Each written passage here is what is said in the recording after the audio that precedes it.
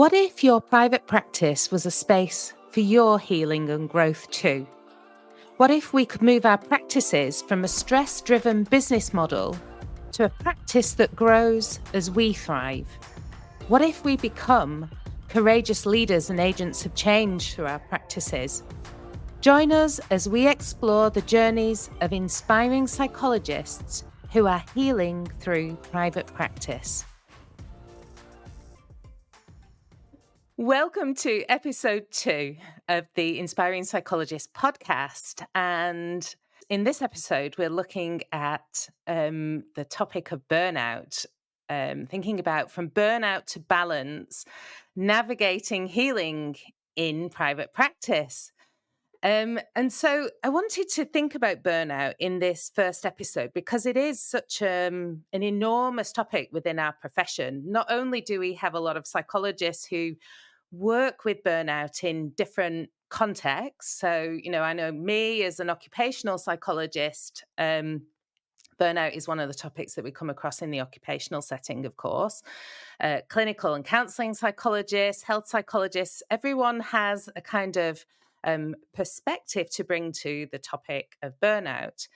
However, I feel like the topic of burnout in our profession and in our private practices is also, becoming much more salient when we're thinking about the stresses and strains that people have been under, especially through the pandemic. And there's, research that is coming out there that shows that levels of burnout are higher than they've ever been. And that even,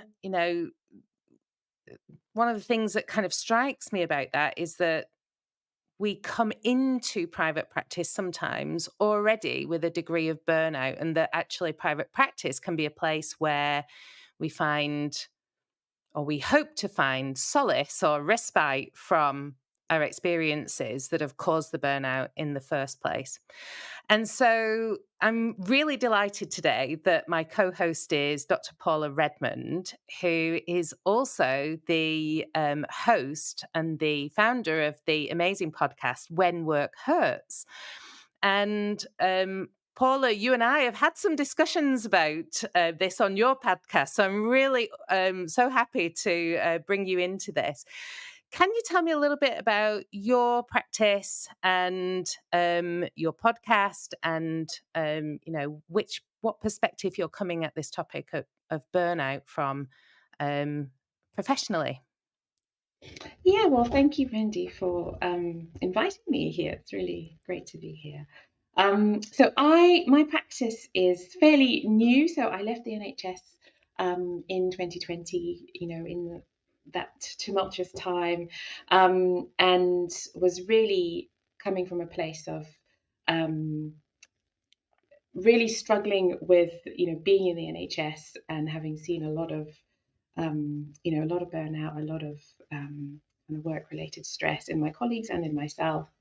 And when I had the chance to go into private practice, that's really what I wanted to focus on. So, and obviously the pandemic provided then lots of opportunities to get stuck into that, and a real kind of spotlight on the issue more publicly, more widely.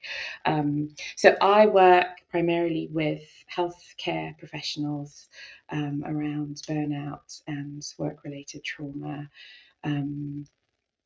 individual work, but also with teams and kind of reflective practice stuff. Yeah. And I started the podcast a couple of years ago. So it was really, I think, partly part of my burnout prevention strategy to, rather than me kind of sitting at home by myself working online, as a way of being able to have conversations with people and meet a need for me, something around a bit of activism around this topic, being able to speak about things that are difficult to speak about, a lot of taboo, a lot of shame around these issues, and I hadn't come across particularly a psychologist's voice in this space so much. So, um, and I think, yeah, I mean, this was been a wonderful opportunity to speak to amazing people, both who are working in this field and doing really exciting things, but also people who've just been very brave in sharing their own stories and their own experiences around, when work has really hurt. And I think there's something for me about how, work takes up so much of our lives in terms of time. But also, I think, especially for health professionals, it's so intertwined with our identities and our values that when things are difficult, when things do go wrong, it can be so damaging personally. Yeah. And I think we just need to talk about it.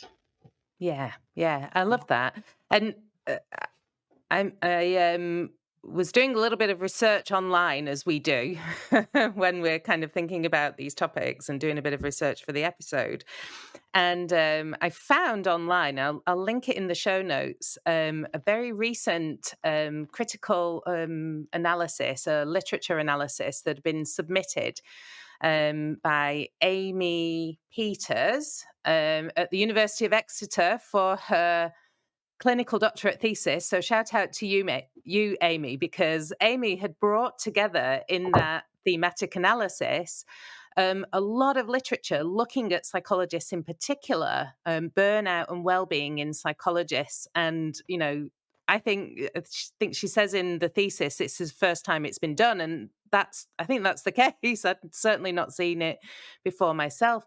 In that a couple of things that she had drawn out was obviously the emotional demands of our jobs as psychologists. And I know, clinical counseling psychologists, it makes a lot of sense, but also in the educational fields, in the business fields, and so on. So much demand and so much kind of stress in all of those areas that I think this is something that all kinds of psychologists are potentially exposed to. For private practitioners, and just picking up on what you said about the importance of the conversations and connecting with people, the kind of social support was also a big mediating factor in the experience of burnout. Do we have effective social support around us or not? And then another piece of evidence that I thought was super interesting was looking specifically at counseling psychologists, that there were lower levels of burnout in private practice in comparison with hospital settings. But Amy had noted, the potential for survivorship bias because people who'd left the profession because of burnout weren't represented in that study. So, it just kind of brings it back to me how important it is for us to think about not just the experience of burnout, but also the context in which we're sitting, and about how that's impacting and how we can influence and shape our environment to kind of to reduce our own exposure to things that might lead to burnout. So I'm very excited to welcome our guest today, who is Dr. Laura Villa. And hi, Hi. Laura. It's Hi. great for you to be here. Thank you I'm for so having me. excited to speak to you on the podcast. So, Laura runs an independent psychology practice, helping city workers to overcome stress and overwhelm, including those with a trauma history and ADHD. And I think there are some specific areas around trauma history, neurodiversity, ADHD, which are not irrelevant to our private practice context as well. I mentioned earlier the statistics on therapist burnout. We know burnout is high across other sectors. But I just wanted to bring this back to our own experiences and ask, how has the topic of burnout influenced your own practice? So, if I can ask you, Laura, Paula spoke a little bit about her experiences earlier, but for you, how has burnout influenced your own practice? Yeah, obviously, Paula's experience resonates very much with mine because I left, and I'm one of those clinicians, psychologists who left NHS uh, because I was feeling that, feeling burning out. I don't think at the time I used the burnout word or concept, but clearly I was feeling a lot of overwhelm and feeling that the NHS wasn't satisfying any of my needs for the stage of life I was in. So the idea of moving on to private practice was just really trying to meet my needs and to find balance in my life. Um, and I have to say that was what I found. It was actually a right decision for me at the time. It continues to be a decision that I'm really pleased with. What is really interesting is that moving to private practice doesn't mean that you do not no longer experience any overwhelm or no longer experience any other sort of distress because, we are humans. For me, we're talking about, living in cities. My service is called City Living Psychology. I live in London, so like my clients, city workers, I am one of my clients. I experience exactly the same stresses that they experience. So I guess for me, it's very much how you find balance within your private practice, living in the cities where you're not immune from life adversities, life transitions, the stresses, the strains. So it's very much searching and adjusting to find that balance, and it's ongoing. I don't think there is not an end to that. Um, I think as psychologists, Yeah. I feel lucky because we have the tools to be aware of what is happening, to somehow acknowledge and be curious about how you are responding to particular events. And it's a continuous adjusting and reshaping. So doing very much what I preach, applying to my own self as a person and a psychologist. Yeah. Yeah. Yeah. Is there anything else, Wendy, that you were thinking? How does this resonate to you as well in your practices? Yeah. So, what I think the thing that really kind of comes to me about what you've described there, Laura, is how this is an ongoing search for balance. I think Mm. sometimes we get the idea that balance is like a perfect state of homeostasis, like we find the plan, the answer, and somehow there will be a place of being in balance versus being burnt out.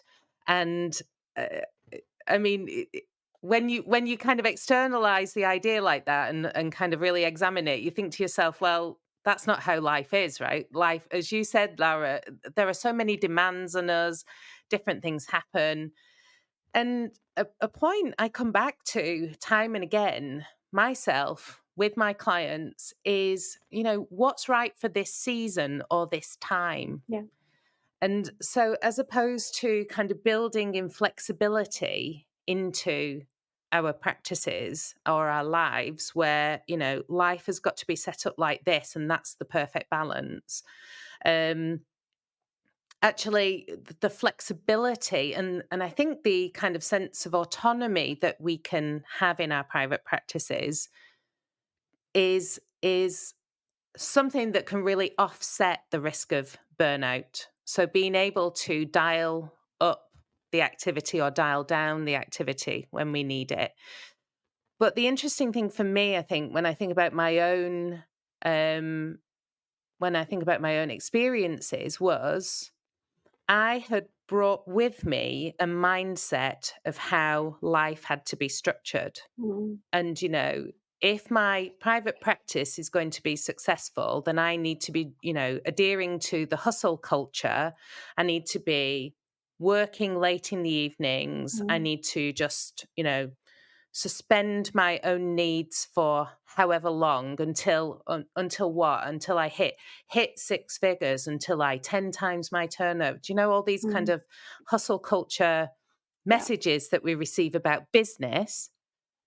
And I became my own kind of worst manager. Like the managers that I tried to leave behind from Mm. private sector when I first came into my practice, I kind of perpetrated the same harms on myself by bringing those into my practice. So one of the first exercises, and people may have heard me talk about this when I start working with people about creating their private practices, is this exercise of the hell yeses and the hell nos.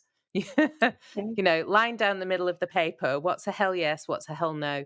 And sometimes giving ourselves permission to say, especially the hell no's, it's like the first time we give ourselves permission to say, no, I'm not doing that. That's a boundary for me.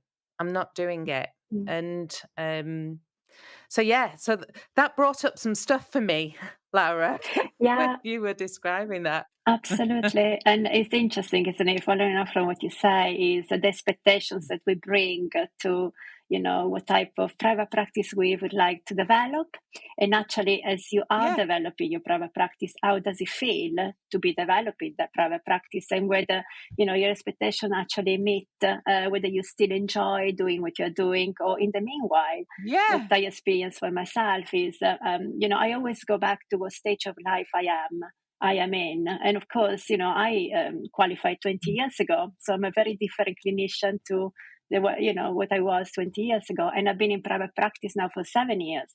So 7 years ago, I had a different idea of what my private practice would be.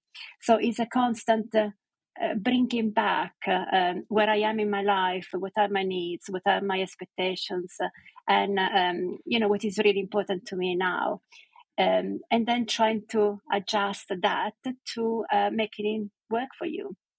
And I think yeah, is yeah, sometimes it's lowering the expectations, but sometimes it's actually working towards the type of practice that you want to develop and the type of clinician you want to be. And it's a constant adjustment. I think that's what I'm learning. The mm, more I work in private practice, is yeah, how much my practice has changed, and how much as a clinician I yes, am changing. Um, exactly, yeah. exactly. It's interesting that I thought, because I think thinking about, working in the NHS, we know that, the one constant is change.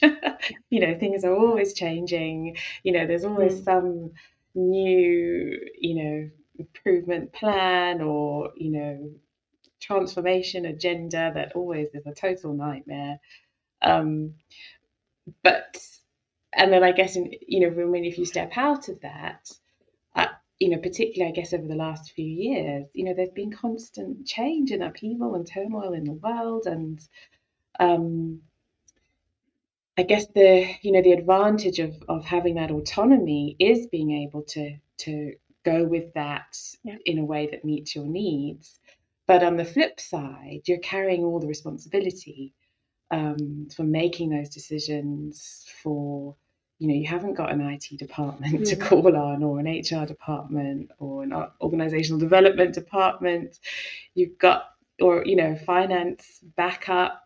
You've got all of that on your own, Mm. and it can be really heavy Yeah. Yeah. Yeah, Yeah. yeah. carrying it. Yeah. Yeah. And I mean, thinking about Amy Peters' thematic analysis, I'm going to have to tag her in this. I'm going to have to find her or something. But what she was saying in the thematic analysis about the social support Mm. makes me think about how important it is to not feel as though you have to do everything in your private practice on your own. Mm. So whether that's peer support, whether it's connecting with friends and colleagues over coffee. A lot of people talk about missing that when they leave Mm. when they leave a workplace where they've had a team around them that they, Mm. even just to have coffee and bounce ideas around and chat generally. But also, it's so interesting to me how, as you said, Paula, when we're in a workplace, we expect that there are other people who take care of these things like finance. And yet, I mean, it's that time of year when we're recording this podcast, the kind of end of January, at last quarter of the financial year in the UK. And how many times do we have questions about, how to fill in taxes and how to fill in self-assessment forms for the tax collectors and so on? Because people don't necessarily feel as though they can give themselves permission to hire an accountant or to hire a bookkeeper, or, feeling like they have to really keep that down. And so, as you said, Paula, something that we just naturally take for granted in a work context, we don't always give ourselves permission to do when we're in our private practices. And I think that's really curious. And I'm not sure where that comes from, if I'm really honest. I don't know if you've got any perspectives on that.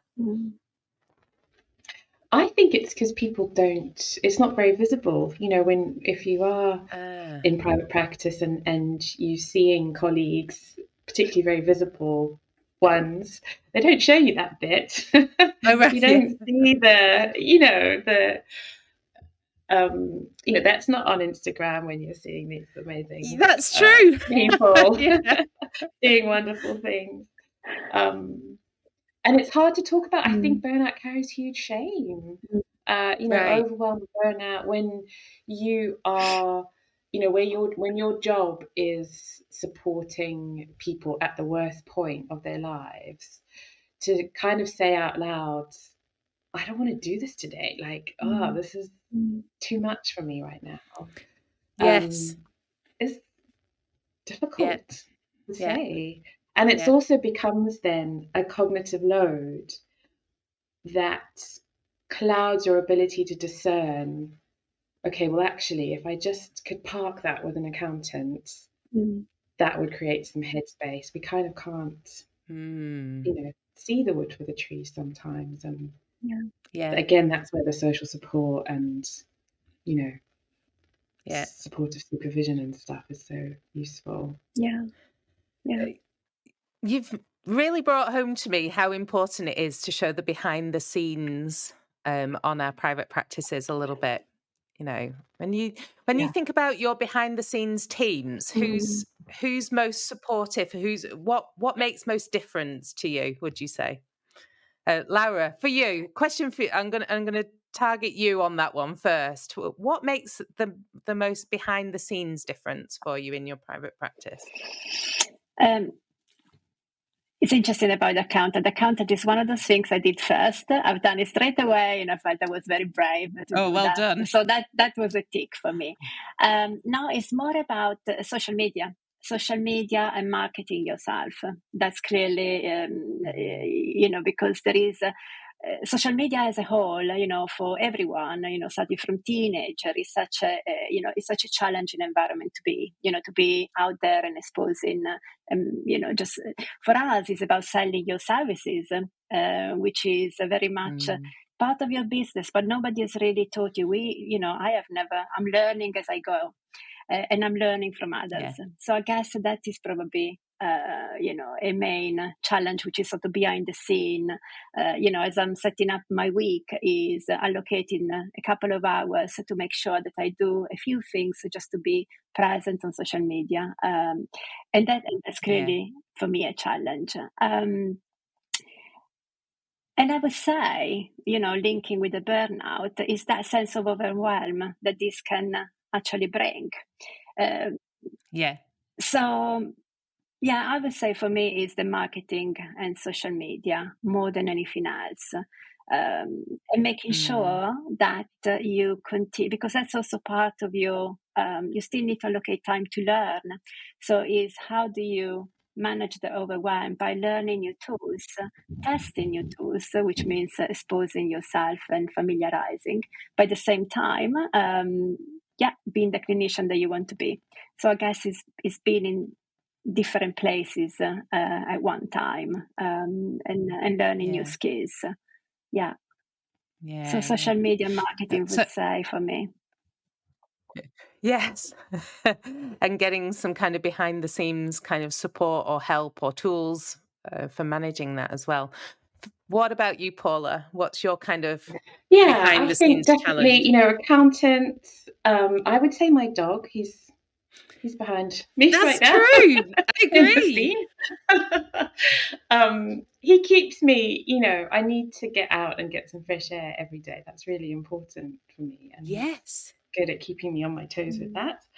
Um, and I I guess that I've noticed, I've been in private practice for, I guess, 4 years now, and it's changed. So when I started, I was really interested. Like, the idea of building my own website was really creative and exciting, and I love learning that. And so I did that all myself. But now, I'm wanting to make some changes, and I that doesn't actually interest me anymore. So, that's a shift, wanting to find someone, Mm. to who can help me with that. But I think Mm, probably crucially, it's been communities of other psychologists, like the ones that you've created, Wendy, the self-led practice and the mm. TPPA, and other ones I've, dipped in and out of over these I past think few we're years. all good old UK 3P members and Yeah, yeah, yeah, UK yeah. psychologists in private practice Facebook group. It's the Yes, famous one and exactly. a I couple think of having others that, as well.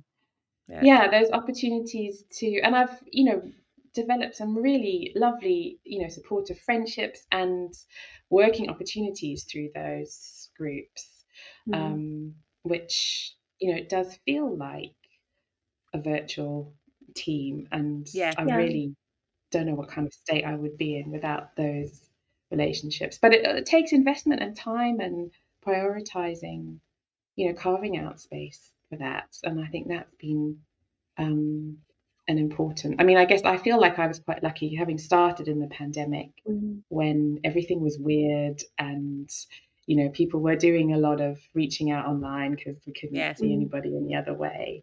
And so that's been, from the beginning, been a really embedded part of my work. I really hold on to that very um, fiercely, and I've, you know been careful about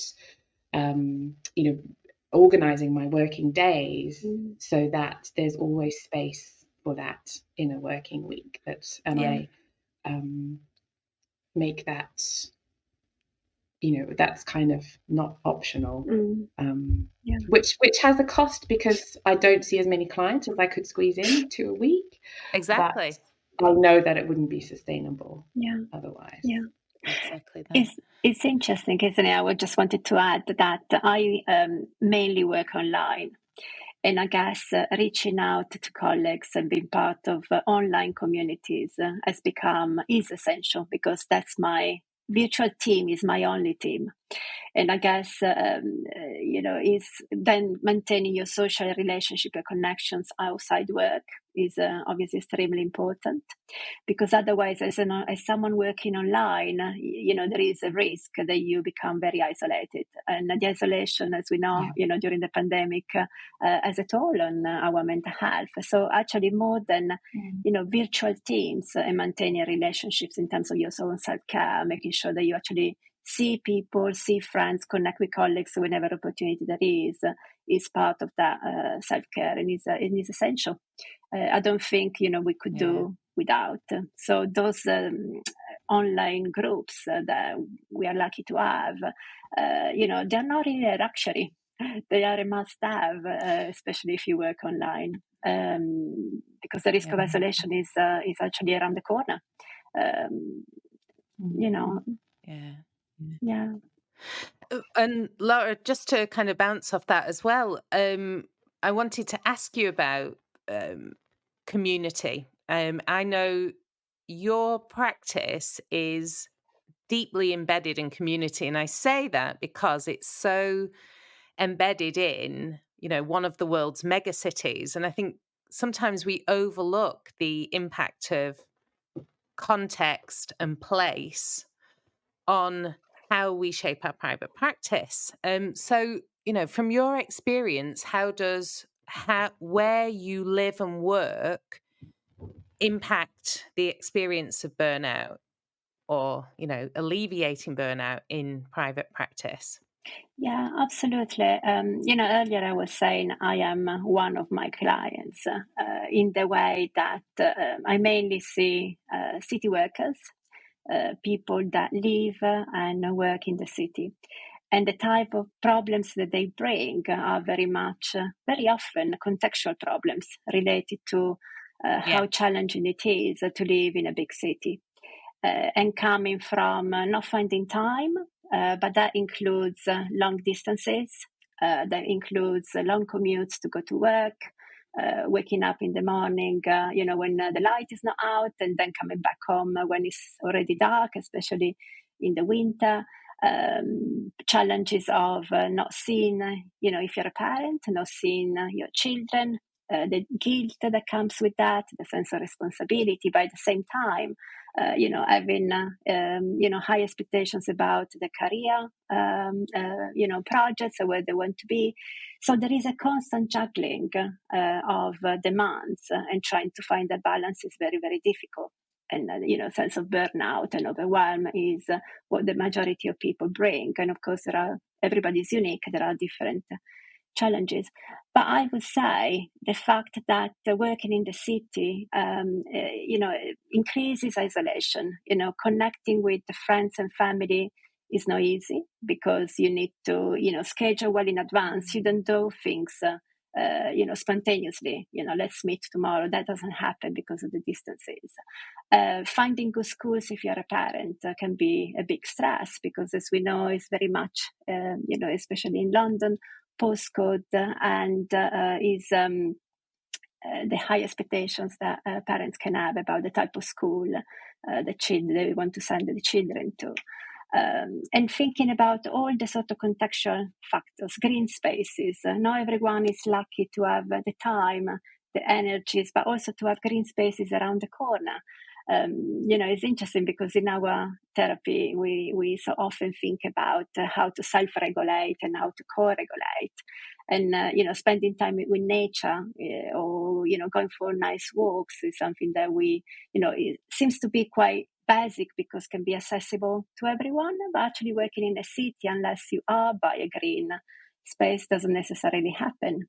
So it's just really thinking about the almost extra mile that people seems to be having to take to be able to actually self-care and self-regulate. There is always a sense of it takes effort and energies to just do something that is helpful, but when do you find the time? And it's interesting because as someone who lives in London, and as a parent, I experience very much the same problems that my clients bring. So it's recognizing that you're human, recognizing the contextual factors are very present. And it's more about how can you make the most, how can you find opportunities. So if there is an opportunity, just see if you can grab that opportunity. But I guess is, just really becoming aware, being aware that, as humans, you can just do the best that you can do. So in my therapy, it's always bringing it back to, um,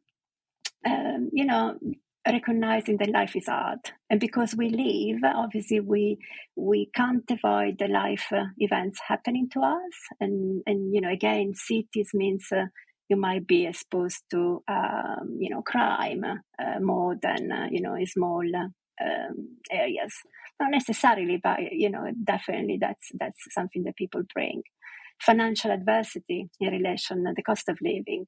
So it's just really bringing it back to what matters to you, and try to make the choices that you feel are the best in that moment for that time of life with the resources that you have in that context, and then you can always review. So there is a sense of you can always think about what chunk of time, period of time, what stage of life you are, and break it down and think about living the present as much as you can.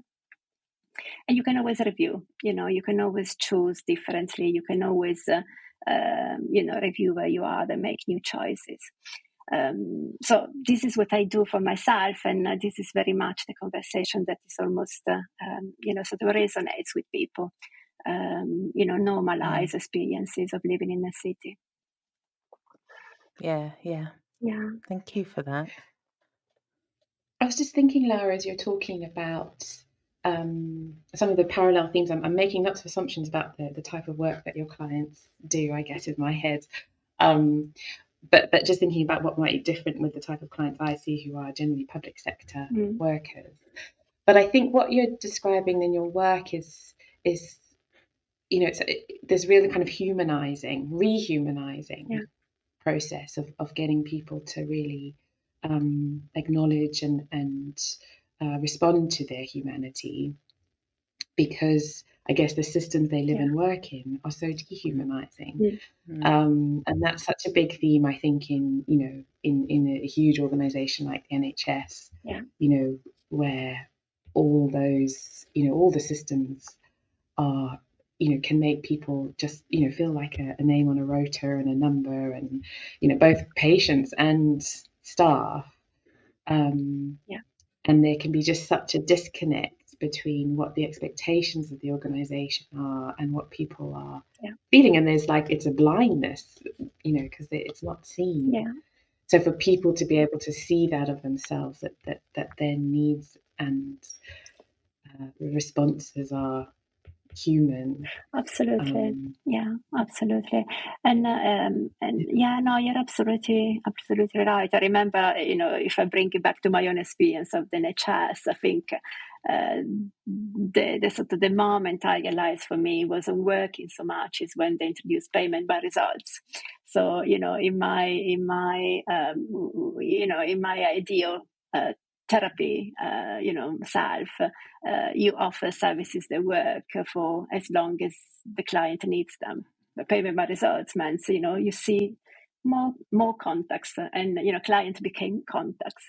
So I guess it's really about how you then, what matters to you, and whether you feel that your values are really aligned with, your work context. So definitely, I can see that applying, across so many different sectors. Absolutely.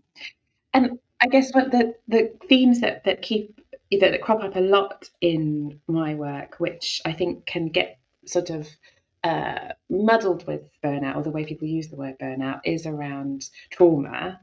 That's related to work experiences, whether that is being exposed, chronically to other people's trauma, or bullying, and moral injury, which I guess fits in with what you're saying there about how when our work processes just really clash with our values and how painful that can be. And I'm curious about whether you find those themes as well in your work, and how, I think sometimes people are talking about burnout when they're actually talking about trauma. Absolutely. That's a difficult one, isn't it? In terms of I work with trauma, and I guess when you start talking about trauma, it becomes such a complex also sort of conversation, because as individuals, people can have their own trauma they can bring, developmental trauma that is re-triggered at work because of the nature of a work environment. So is recognizing that sometimes a particular work environment is very triggering for you, and helping the person recognize what you're experiencing in the moment, where is it coming from. But also, becoming aware of, this is a trigger for me because of something I've experienced. But then also being able to recognize this is also happening here, that is not okay. So helping individuals to find the balance where, this is mine, or this environment of work is actually not good for me because I'm not aligned with the values, because there is a particular culture that just I find maybe too aggressive, or I don't really find that this is a place for me because I just really don't agree with, the culture of the organization. And I guess for us as psychologists, it's already a complex conversation, but we might help individuals who might not be aware of how the impact of trauma, on everyday life. And I guess helping them just become a little bit more aware of what is happening in the room right now to me can be extremely helpful, isn't it? And if then they decide that that's not the environment for me, obviously this is a choice they need to make, but helping the person at least become aware of what is happening and why they might feel in a particular way, and not understanding, where is this coming from. I think that's a very rewarding piece of work, isn't it, for us? Helping someone and keeping someone to just understand what is happening for them in a particular moment at work, for them to make their own decisions. And I'm thinking, as you're talking about the parallels for us as practitioners who may be, bringing our own stuff into this work, and what that's like in private practice, when you can be at risk of being isolated and not having the resources to have those conversations. Yeah, and as I'm listening to two clinicians talk about this, I'm thinking with my occupational hat on about how then we encourage and inspire and support and coach people, psychologists in private practice. I mean, this, particularly in this, as what we're talking about, to carry on being aware of when their own trauma's being triggered. Obviously, we have systems built in like supervision and so on, but it's not unusual for me to speak to people coming from a clinical background, not only, sometimes also, different kinds of psychologists coming from occupational or educational background as well, who, are saying, I can't continue to do that work. It's it's not just emotional demands. It's kind of, there's something about the way that their practice is operating that is now re-traumatizing to them. Now, they often have recognized the need themselves for, therefore, some support, and they're getting their own therapy in. What we start looking at then is, right, how do we actually design a private practice that doesn't or that limits the re-traumatizing whilst you're working with your therapist? So, when I think about my own experience of burnout when I was in private sector, I remember I was off work, and the GP was absolutely determined not to sign me off as being okay to go back to work because there'd been no changes made to the working environment. And I remember them saying, "You're just going to go back, like nothing has changed. You're going to go back into it, and then you'll be back here. So make them change." Not they, they weren't putting it on me to make them change, but this whole thing of, why go back when nothing has changed? Now, at a point where we feel like we have enough internal resources to then think about, okay, how are we going to structure a business? What's our plan for the future for creating a practice then that isn't doing that thing, that isn't putting us over the line of traumatizing ourselves again? And I think that's both, as you said earlier, Paula, it's kind of a responsibility that can feel like a lot to take on because now it's in our corner. But at the same time, it's that opportunity where actually, we do actually have control over that. We do have the power to start making those decisions. I think it's. I had that exact conversation literally last week, because I've had a really tough, traumatic, personal time the last few months with multiple bereavements, and I'm really needing to rethink my work. and I have an amazing supervisor. So that's the other thing that's brilliant. You can buy in who you want. Yeah. Yes. You can get exactly who you need and who you want for whatever season you're in. That is amazing. You can't do that. You don't have that option in Yeah. the NHS. Mm. Mm. Who really helped me to think, well, what is it that you really need right now? And I think there's two parts. For me, is about carving out that space to make those changes, to get the headspace, to think what needs to Yes. be different and do it. Have time Mm. to do it. Um, and having, I guess, courage to pull back from some of Yeah. those things Mm. that are hurting in order to carve out that space. And that was exactly some of the things that I was able to identify was reorganizing my working week so that there are focused times. And for me, your self-led practice, Wendy, is brilliant for Right. that Yeah. with Yeah. the co-working sessions. And I can actually change my client sessions to make sure I can go to those bits, to carve out time, Yeah. to connect with people. um, and but it's like the sort of having that opportunity to borrow someone else's executive function Mm. to help Yeah. you see that, to make those changes. Yeah. Yeah. Yeah. Yeah. Laura, I'm super curious about your perspective about executive functioning because I know you've got a particular kind of specialism in this area. I mean, we mentioned in the introduction that you also work with people who have ADHD in the workplace around their executive functioning. So, what did that bring up for you with what Paula was referring to there? It's interesting, isn't it? How when working with clients, so, you have everything in mind, and you give a lot of good instructions, and you say this is how you implement. Um, you know, Self-monitoring your own private practice, and actually self-monitoring your own executive functioning, including overwhelm, emotional regulation.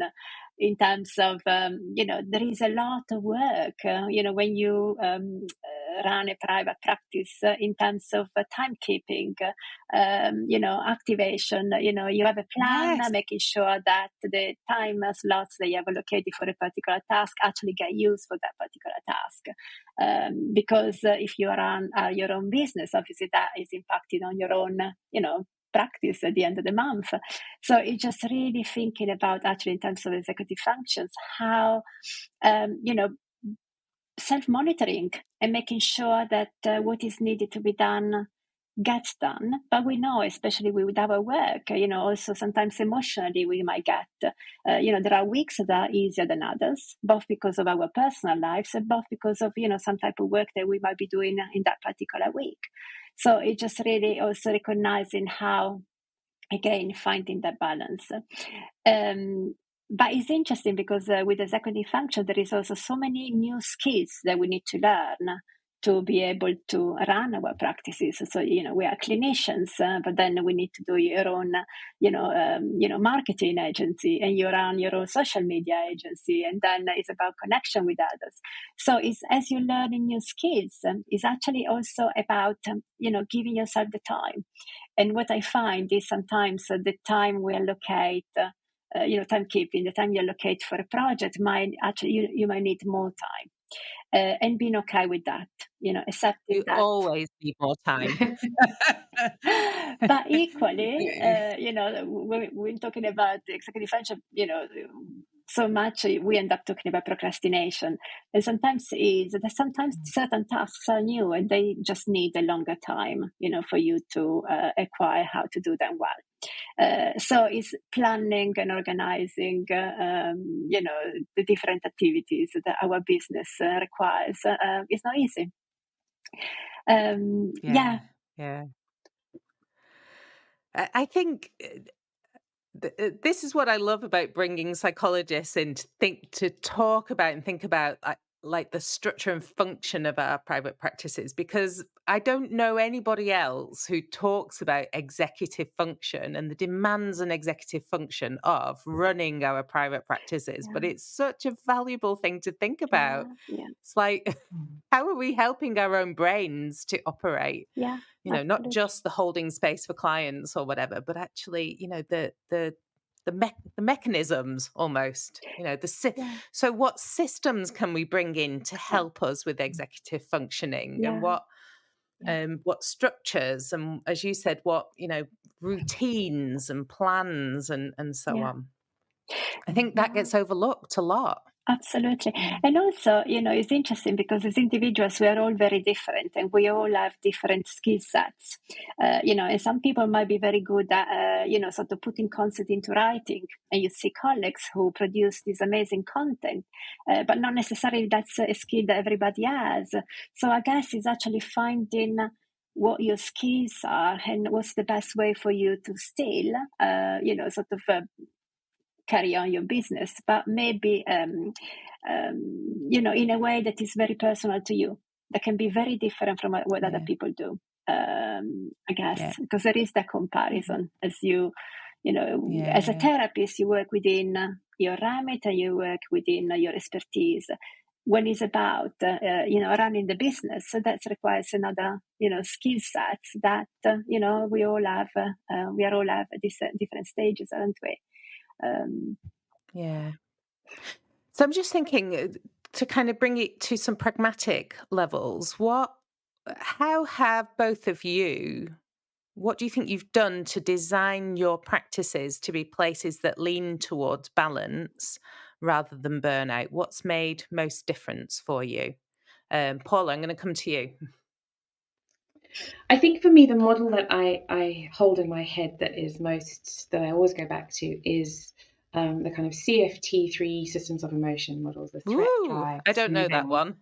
What is it? Oh, it's the best. Three systems of emotion model from compassion focused therapy. Oh, So, right. Yeah. and just very briefly, the idea that we have, threat system, a drive system, and a soothing system.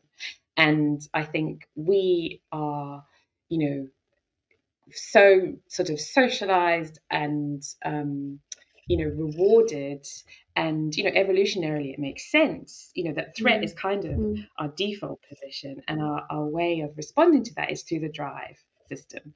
And so we can just find ourselves oscillating between threat and drive. We're scared, something's happened, we make a plan, and we try to fix it. And that can work very well. And I guess for people who've, high functioning, that's, worked really well, successful professionals. But the problem is that, that can be exhausting. That is exhausting. If you're just between threat, drive, it's exhausting. And also there are lots of problems that can't be solved, mm, that we can't plan our way out of or problem solve our way out of. Grief, for example, just mess, complexity. And if we neglect the soothing system, which we do so much, we are really at risk of being paralyzed and burnt out. That's how I see mm, burnout, that kind mm. of Yeah. paralysis between threat and drive.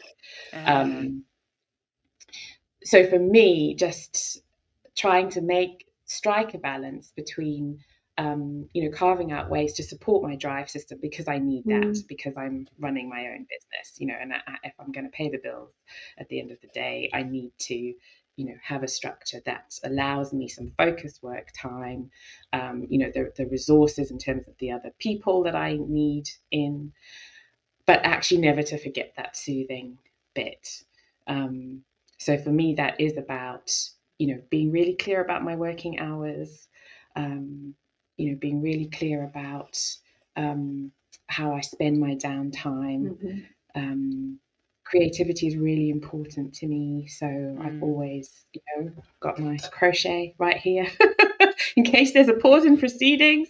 Being able to have contact with nature, and that's I say it like it's easy, but I Mm, have to constantly remind myself, Yeah. constantly check in with that. Yeah. And when I'm noticing that I'm in threat, my automatic response is drive, to make a plan, and I have to pause and say, no, maybe you actually just need to breathe and, contact someone who can support your nervous system, or, do something to support you. Yeah, I love that. And I think that works in terms of work projects too. So there's some things that I do in my work that don't make me any money, but keep me going. That's Yeah, really important for that nurturing part. exactly. And they're intangible value in our practices. Yeah. They are a form of value creation because they, Yeah. if I'm going to put it in a kind of economic context, they create capacity in the system. Yes. So, they're and from a regenerative point of view, a lot of the trouble we get into when we create extractive organizations versus regenerative organizations is that we put a lot of emphasis on tangible value, like money we can get in the bank account or, hours in the office, versus intangible value, like the resourcing that comes from listening to a podcast whilst doing your crocheting or something, Yeah, yeah. And a lot of the other source or intangible value, like the value of connecting with your colleagues over coffee, or, spending a day going getting lunch with them or something. And actually we need to move more generally towards valuing much more the intangible value of life versus the tangible value of the economy, the extractive economy at least.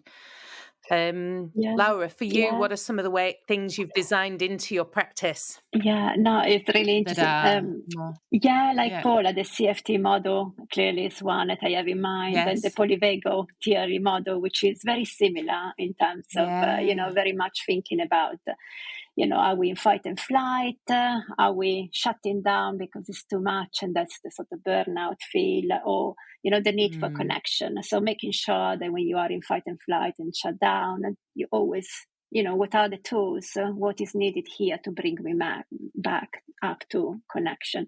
And it's interesting, you were talking yeah. about what you were doing, and this is my little toolkit, which I actually show my clients. Ah, So it's a little toolkit of connection that I have on my desk. So you have the lavender smell, just giving a little sniff really helps, when you have a little yes. moment. Little cream to self-soothe in your hands. I have a couple of things of significance for me here.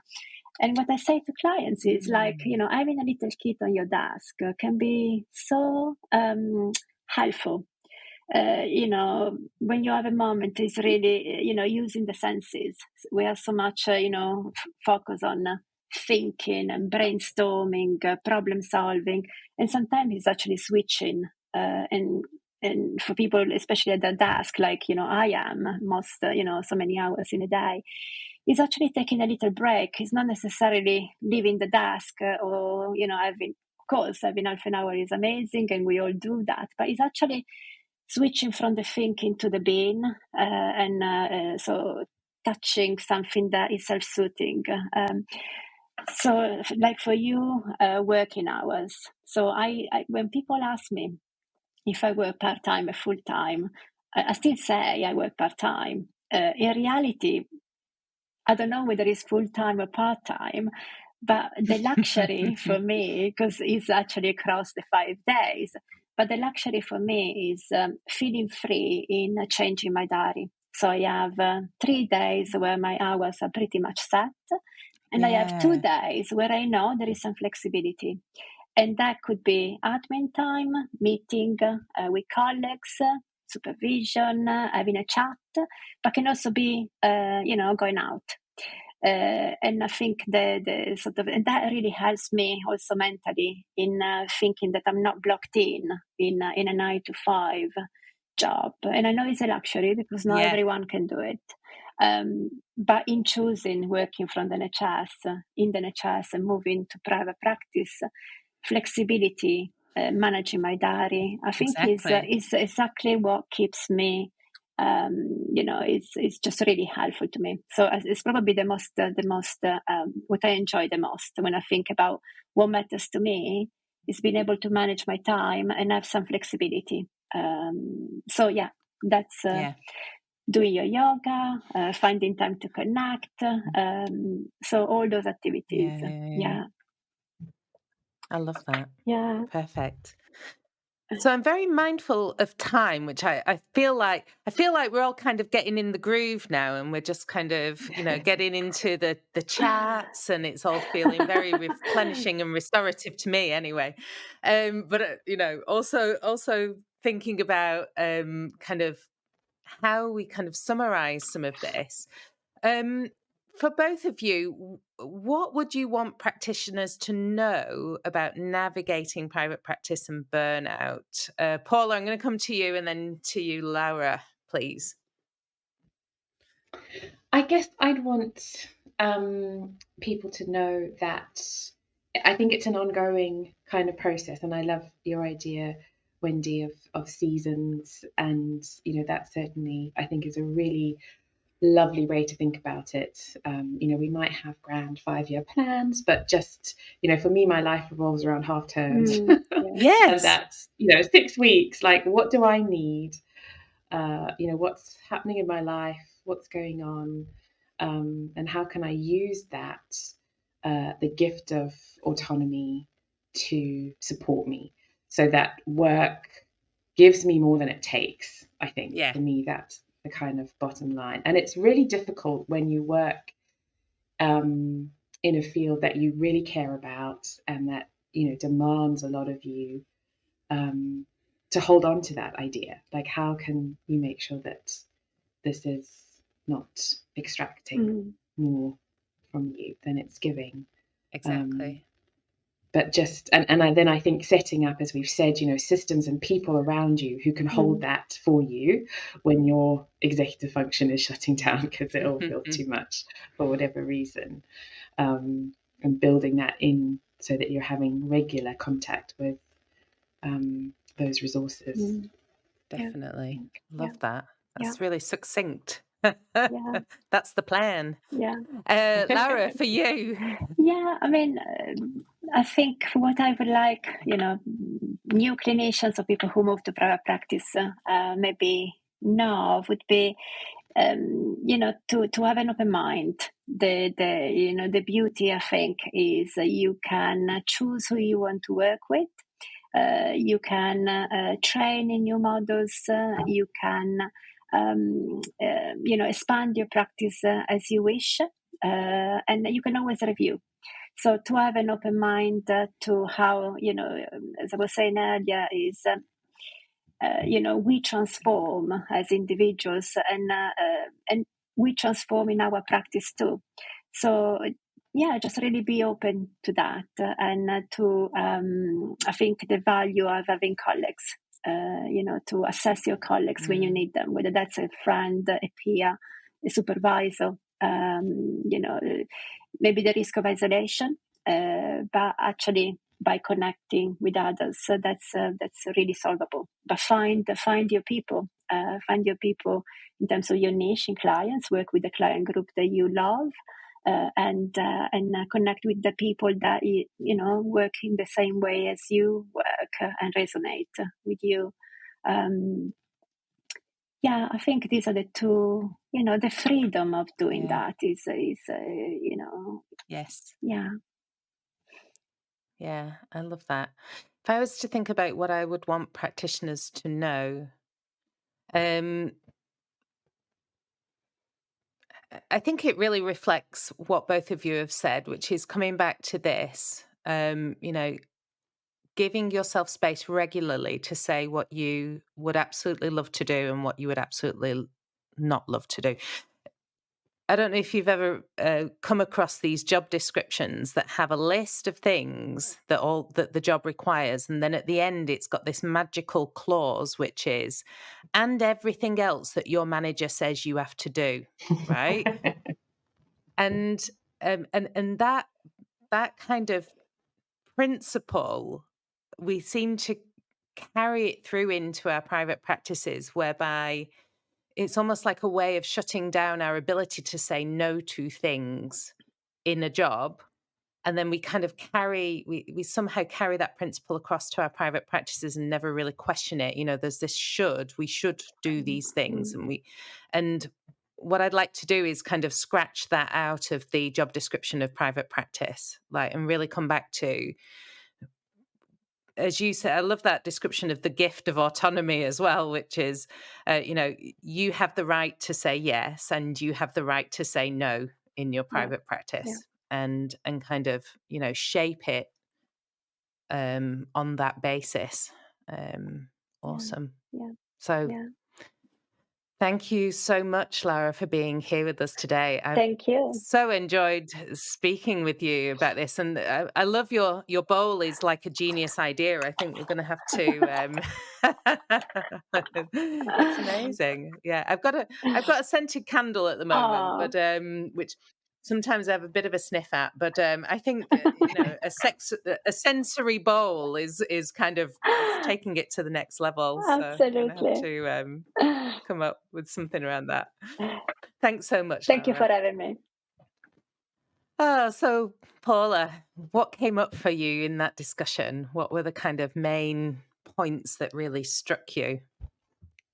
I think it was really interesting just to think with Lara about, the parallel processes. It's really, I'm always struck by that when you're working with clients who are struggling with burnout and overwhelm, and how, we are having our own parallel process Yes. alongside that. And, the age old thing of we're really good at, being compassionate and giving good advice to the people we care for, but terrible at taking that ourselves. And I think for me, there's something really core about connection here, both to to other people in terms of colleagues for that support, and with Lara's kind of sensory bowl there, just something about Yeah. connection to our humanity, our senses, the present moment,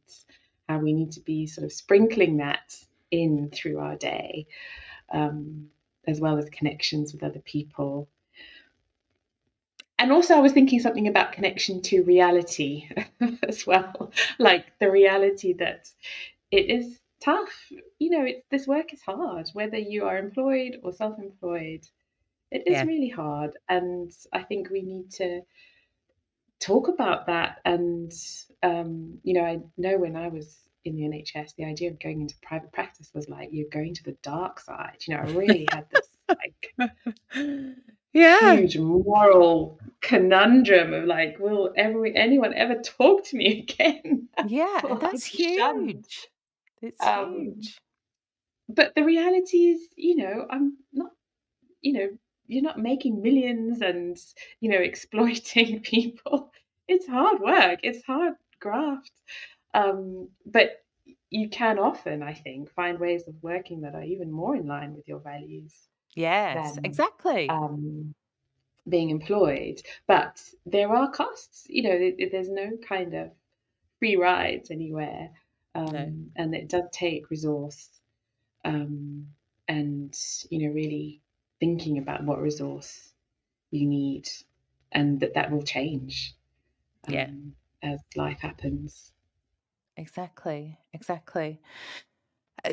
I think one of the things that I really took from this as well, and that just occurred to me as you were talking about the different sensory, bringing in different senses, bringing in, all the different domains that we talk about. So, you guys were talking about threat, drive, soothe. Laura mentioned polyvagal system and so on. Um, I often think about, and what often strikes me is when we're thinking about also diversifying our practices, one of the joyful things that can happen with that is that different parts of ourselves can play a role in delivering services. So it's not only, the highly empathetic parts of ourselves that are having to show up for clients every day, but it's also, or, the highly analytical parts or whatever. It's also, creative parts, playful parts, and so on. So just thinking about having that more inclusive framework for ourselves, and that's eminently practical. That that's not dependent on a level of privilege, or at least I'm not getting the sense that it is. I'm really happy if someone wants to kind of challenge me on that, but just allowing ourselves the space to embrace more of who we are, I think, is something that is at least within our scope, within our autonomy. And the other thing that really struck me in what both Laura and you were talking about is how, at a big level, our experience can be a kind of dehumanizing system. So we've been in dehumanizing workplaces or dehumanizing environments, which leave us feeling stripped. And actually, this context of independent practice can become a rehumanizing experience for ourselves. So we can rehumanize our workplace and rehumanize our life. And actually, in that way, it then becomes a more humanized context for people where they need some of that as well, perhaps. Yeah, yeah. And I think being human is, or that's also, it's hard. That there's suffering and pain that comes along with that. But I think it means that there's space to respond to that. Yes. And that is, just so valuable. Yeah, and it's also really central to our values as psychologists, I think. Yeah. Being a psychologist is not about being a place of toxic positivity. Yeah. It's about sitting with the difficult things, about addressing, the stuff that's challenging, about being human. Love it. Thank you so much for hosting this session with me today. It's been really a pleasure. Well, thank you for having me. Oh, that's great. So for all of our listeners, we will also leave the details of where you can find Dr. Laura Villa and Dr. Paula Redmond out there on the interwebs, as they say. And thanks to all of you for being here today. And we hope that you enjoyed this episode and that you also got a lot out of it. Thanks a lot. Have you experienced a toxic workplace or felt drained, disillusioned, or isolated in your practice? Perhaps it's time to transform your professional journey. Our Practice Accelerator and coaching programs are crafted to help you create a thriving practice aligned with your well-being and values. If you're curious about what this could look like for you, visit our website and explore how we can support you in building a fulfilling and sustainable practice. You don't have to navigate this alone. Let's thrive together. Join us at inspiringpsych.com. That's inspiring, PSYCH.com.